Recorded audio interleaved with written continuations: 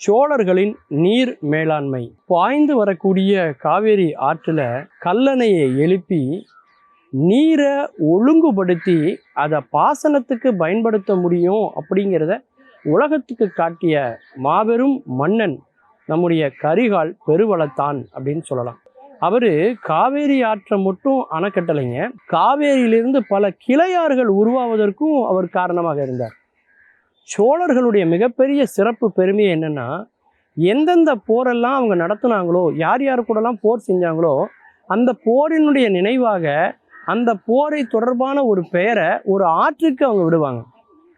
உதாரணத்துக்கு பார்த்தீங்கன்னா, வெண்ணி பரந்தலை அப்படிங்கிற இடத்துல சோழர்களோட பாண்டியர்கள் சேரர்கள் 2 பேரும் சேர்ந்து போர் தொடுக்கிறாங்க. அந்த போரில் சோழர்கள் வெற்றி பெறுறாங்க. வெற்றி பெற்ற அந்த வெற்றியினுடைய நினைவாக என்ன பண்ணுறாங்க அப்படின்னா, வெண்ணி ஆறு அப்படின்னு ஒரு ஆற்றுக்கு பெயர் விடுறாங்க. அது வரைக்கும் அப்படி ஒரு ஆறு கிடையாது.